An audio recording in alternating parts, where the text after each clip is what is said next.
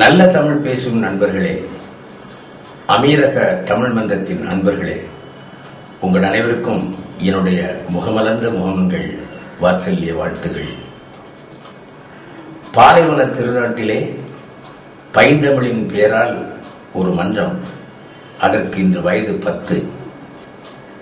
பல்முளைத்து பால்குடி நிறுத்தி ஒரு பாடகன் எவ்வளவு பாடுபட்டு வளர்த்திருப்பானோ அதுபோல நீங்களும் பல்வேறு சவால்களை சந்தித்து எதிரிகளை எதிர்கொண்டு இந்த தமிழ் மன்றத்தை வளர்த்திருப்பீர்கள் என்பதில் எனக்கு யாதொரு ஐயமில்லை. ஏனென்றால் தமிழ் மன்றங்களின் தலையெழுத்து அப்படி.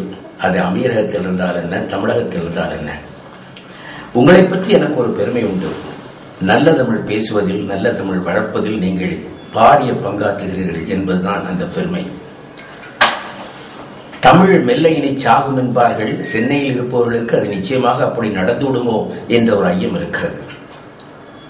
வேறொரு வகையில் யுனெஸ்கோ நடத்திய ஒரு ஆய்வில் இன்னும் 40 ஆண்டுகளில் 40 மொழிகள் அழியும் என்று சொல்லியிருக்கிறார்கள்.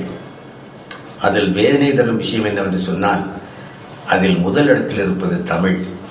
ஆனால் ஒரே ஒரு ஆறுதல், கணினி ஏற்றுக்கொண்ட மொழிகளில் இன்று தமிழ் தலையாயது. ஆகவே நிச்சயம் சாகாது. இன்னொரு ஆறுதல், செங்கல்பட்டுக்கு தெற்கேயும் ஒரு தமிழகம் இருக்கிறது. அங்கே தமிழ் வேரூன்றி விழுதூன்றி பந்தலிட்டு படர்ந்து நிற்கிறது.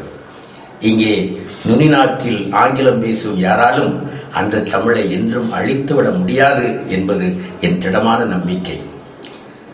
தமிழ் சோறு போடுமா என்று கேட்கிறார்கள். நண்பர்களே, ஒன்றை மிக பணிவோடு சொல்லிக் கொள்வேன். எனக்கு இன்று சோறு போடுவது தமிழ்தான். நம்ப மாட்டீர்கள்.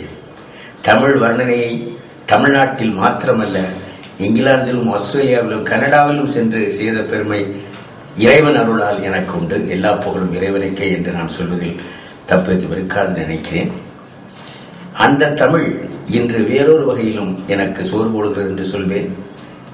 ஒரு அமெரிக்க நிறுவனம் வடகிழக்கு மாகாணங்களிலே செய்திகளை கேட்பதற்கு மிகப்பெரிய சிக்கல் இருக்கிறது என்ற ஆய்வை நடத்தி, அங்கே செய்திக்காக, குறிப்பாக தமிழ் செய்திக்காக இயங்குகிறார்கள் என்ற ஒரு கண்டுபிடிப்பை நடத்தி, அங்கே அவர்கள் தமிழ் செய்திகளை கேட்பதற்கு ஏற்பாடு செய்திருக்கிறார்கள். அதை செய்யும் பாக்கியத்தை நான் பெற்றிருக்கிறேன். நம்ப மாட்டீர்கள். இதை யார் கேட்கிறார்கள், எத்தனை பேர் கேட்கிறார்கள் என்ற தகவல் எனக்கு தெரியாது. ஆனால் வருடத்துக்கு வருடம் என்னுடைய ஒப்பந்த நாட்களை நீடித்துக் கொண்டே போகிறார்கள். என் சம்பளத்தை அதிகரித்துக் கொண்டே போகிறார்கள். அதுதானே நமக்கு எல்லோருக்கும் அளவுகோல்.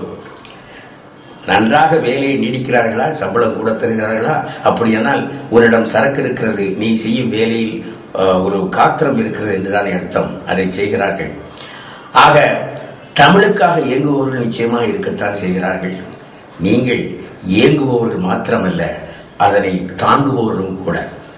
10 ஆண்டு என்பது பல்லாண்டு பல்லாண்டு என்று வளர வாழ என்னுடைய இனிய நல்வாழ்த்துகள். மீண்டும் சந்திப்போம். அன்பு, நன்றி, சலாம்.